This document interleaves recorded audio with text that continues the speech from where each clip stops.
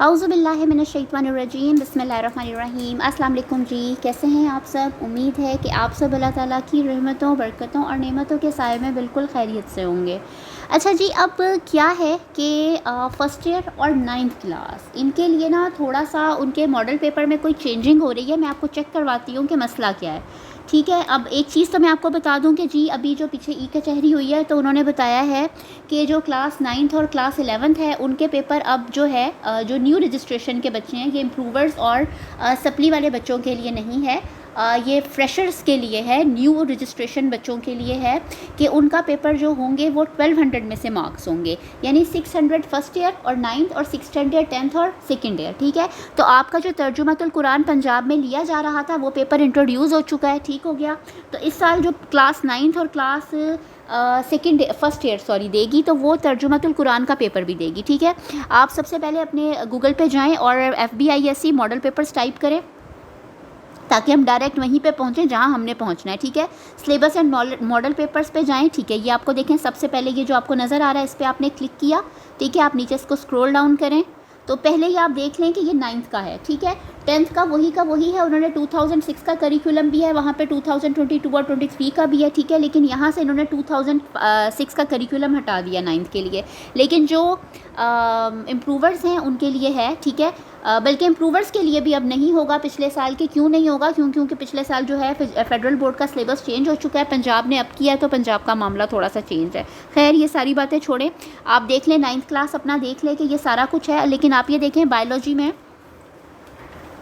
Coming soon. ठीक है, यानी बायोलॉजी का सिलेबस और जो मॉडल यानी सबमिटिव और फॉर्मेटिव असेसमेंट में चेंजिंग आने वाली है, और आपका जो थोड़ा सा मॉडल पेपर है उसी हिसाब से फिर वो उसको करेंगे। ठीक है, अब आप ये देख लें, ये भी आपका कमिंग सून हो गया। ठीक है, केमिस्ट्री, फिज़िक्स, बायोलॉजी और कंप्यूटर साइंस। ठीक है, ये 9th का भी और फर्स्ट ईयर का भी ये सब कमिंग सून पे चले गए। ठीक है, तर्जुमतुल कुरान भी देख लें, आपको यहाँ पे इंट्रोड्यूस उन्होंने करवा दिया है। ठीक हो गया, ये हो गया क्लास 9th के लिए। अब हम आते हैं फर्स्ट ईयर की तरफ। ठीक है, फर्स्ट ईयर भी चेक कर ले अपना बायोलॉजी। ठीक है, ये देखें जी, ये कमिंग सून पे हो गया। यहाँ पे सबमिटिव और फॉर्मेटिव चेंज होना है। अब सबमिटिव और फॉर्मेटिव क्या है ये मैं आपको चेक करवा देती हूँ, जस्ट वेट। ठीक है जी, देखें अब केमिस्ट्री का भी ये कमिंग सून पर चला गया है, पहले इसको चेक कर लेते हैं। ठीक है जी, ये कमिंग सून पे चला गया है। अच्छा जी, अब हम इसको देख लेते हैं जो चीज़ हमारे पास है। ठीक है, फिज़िक्स भी कमिंग सून पे चला गया आपका, और सबमिटिव और इसका हम इसको चाहते हैं। ठीक है, ये देखें हम ये गए अपना, हमने मैथमेटिक्स को खोला और हम गए। अब मैं आपको बताती हूँ कि सबमिटिव और फॉर्मेटिव क्या है। 9th के लिए भी यही है, फर्स्ट ईयर के लिए भी यही है। ठीक है, मैथमेटिक्स का है ये। आप थोड़ा इसको नीचे, मैं ज़्यादा नीचे करती हूँ, फिर पेज नंबर आप देख लीजिएगा। ठीक है जी, ये आ गया आपका।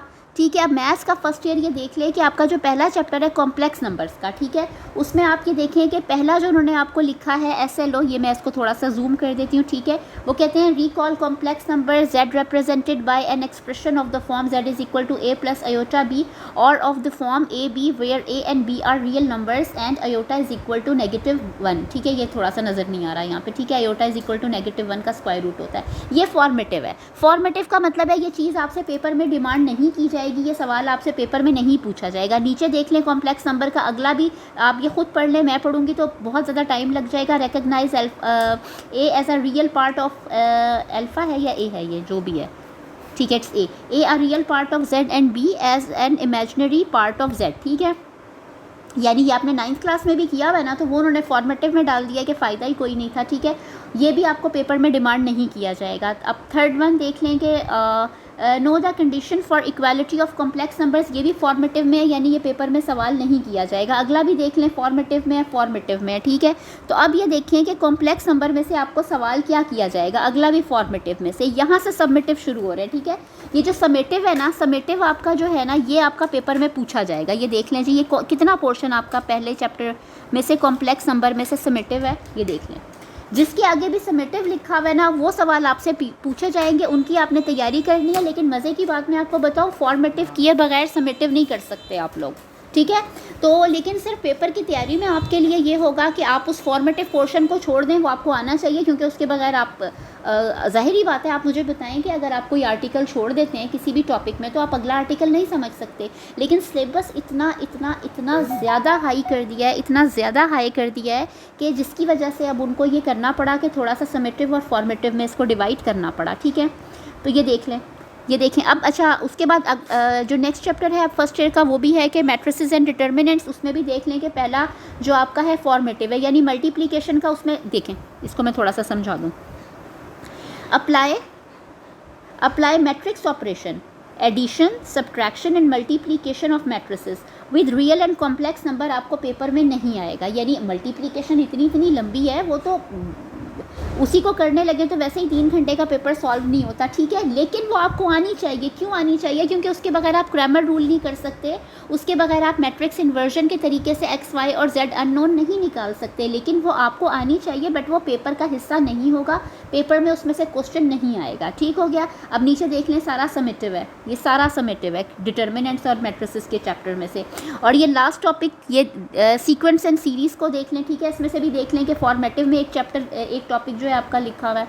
तो ये जस्ट मैंने आपको एक दिखाया है, देख लें, फॉर्मेटिव, समेटिव, ये सारा सिर्फ मैं आपको मैथ्स का सिलेबस दिखा रही हूँ। इस तरह इन्होंने ना सबके सिलेबस जो है ना वो बना दिए हुए हैं। ठीक है, फिज़िक्स, केमिस्ट्री, बायोलॉजी और कंप्यूटर साइंस, इन 4 चीज़ों का कमिंग सून है। मेरा वीडियो बनाने का मकसद भी यही है कि इसको ज़्यादा से ज़्यादा फॉरवर्ड करें, ताकि फ़ौरन जो है ना वो लोग अपनी जो है ये मॉडल पेपर और असेसमेंट फ्रेमवर्क जो है अपलोड कर दें, ताकि बच्चों को आसानी हो जाए। क्यों? क्योंकि केमिस्ट्री एक बहुत बड़ा जिन है फर्स्ट ईयर का, इतना ख़तरनाक जिन बना दिया हुआ है केमिस्ट्री को। 22 चैप्टर्स यार, खुदा की पनाह, अल्लाह की पनाह, अल अमान, क्या बोलूँ। ठीक है ना, 22 चैप्टर्स। वो जितने मोटे आप नोट्स ख़रीदते हैं ना, उतने मोटे तो वो माशाल्लाह से केमिस्ट्री की बुक ही है।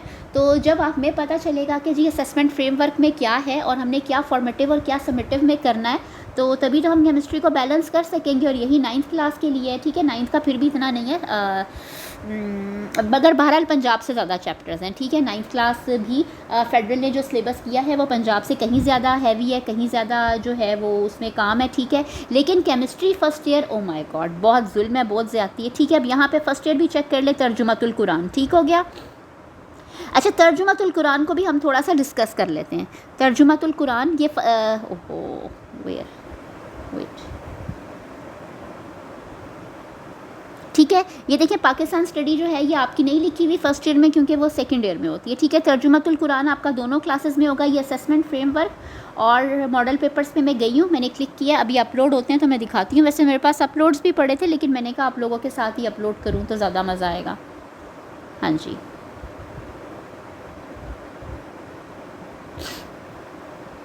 इसी तरह 9th वाले बच्चे भी अपना चेक कर लें। मैं इंशाल्लाह कोशिश करूँगी कि 9th पर भी वीडियो कर दूँ। ये क्या हुआ है? ओके जी, हो गया। ये आपका आ गया इसका फ्रेमवर्क असेसमेंट, ये तर्जुमतुल कुरान मजीद का, ये जहाँ से शुरू हो रहा है ना मेन, मैं आपको वो दिखाती हूँ। ठीक है, ये आप लोग सब अपने पास कर लें, ये आपके पास होना चाहिए। एक सेकंड जस्ट, अहम हिदायत, वेट, ठीक हो गया। अब ये देख लें कौन कौन सी सूरतें आपके सिलेबस में शामिल हैं। सूरह बकरा है, सूरह आले इमरान है, सूरह अनफाल है और सूरह तौबा है। ठीक हो गया, ये 4 सूरतें आपके सिलेबस में इंक्लूड हैं। फिर उसके अलावा वेट, वो किधर चले गए, बहुत इंपॉर्टेंट काम था। मैं वर्ड्स मीनिंग आ गए हैं। 80 इन्होंने वर्ड्स मीनिंग दिए हुए हैं, उसी में से आपसे पेपर में पूछा जाएगा। उसके अलावा जो है वो आपसे क्वेश्चन नहीं किया जाएगा वर्ड्स मीनिंग का। ठीक है, आपको पता है फेडरल का कॉन्सेप्चुअल पेपर बनता है, तो ठीक है, ये मिल गए। देख लें जी, ये वर्ड्स मीनिंग है, ये आप देख लें। ठीक है, आपके करिकुलम में ये वर्ड्स मीनिंग है, सॉरी करिकुलम में नहीं है, ये असेसमेंट फ्रेमवर्क और मॉडल पेपर में। इन्हीं 80 में से आपको MCQs भी पूछे जा सकते हैं, इन्हीं 80s में से आपके से शॉर्ट क्वेश्चन भी बन सकता है। ठीक है, तो ये आपने ज़रूर याद करने। फिर उसके बाद आगे आप जाएँ तो सूरह बकरा के जो मुंतखब मज़ामीन हैं, जिनके बारे में आपसे क्वेश्चन लॉन्ग भी बन सकता है, शॉर्ट भी बन सकता है, वो कौन कौन से हैं। 3 गिरोहों के बारे में सवाल, जो भी अलामात सिफ़ात हैं, किस्सा तख्लीक़ आदम, बनी इसराइल पर इनामात, ये सारा है। ठीक है, ये आप देख लें। फिर ज़िबाए बकरा जो है आपका, तामीर काबा, तहवील काबा, ये सारे जो आपके ये इसके हैं 11 टॉपिक्स हैं। ठीक है, आपके जो सूरह बकरा के हैं। ठीक है, और फिर सूरह आले इमरान के टॉपिक्स देख लें, ये कितने हैं, ये थोड़े ही होंगे। सूरह आले इमरान के देखें थोड़े हैं।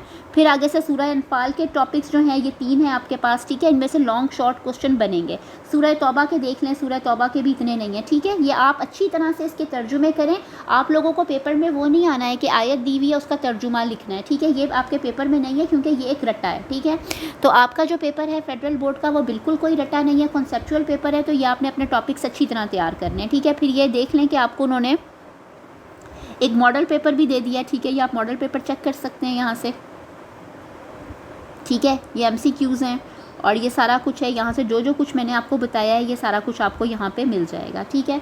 तो इस वीडियो का बेसिकली मकसद यही था, ज़्यादातर यही था कि जी इसको फॉरवर्ड करें ताकि फ़िज़िक्स, केमिस्ट्री, बायोलॉजी और कंप्यूटर साइंस के जो है टिपिकल यानी जो मॉडल पेपर और असेसमेंट फ्रेमवर्क है वो जल्दी से जल्दी अपलोड कर दें ताकि हम लोगों को पता चल जाए कि हमने कौन से टॉपिक्स को पेपर के लिए अच्छी तरह से प्रिपेयर करना है, यानी डेफिनेशंस और डेरिवेशंस वगैरह। क्योंकि सिलेबस बहुत ज़्यादा है। फ़िज़िक्स के पहले आपके 11 चैप्टर होते थे और अब जो है वो 14 कर दिए हैं। खैर वो इतना ज़्यादा काम नहीं है फ़िज़िक्स में, बट केमिस्ट्री बहुत बड़ा जिन बना दिया है, बहुत अजीम जिन बना दिया, बल्कि अजीमुशान जिन बना दिया, ठीक है, केमिस्ट्री को।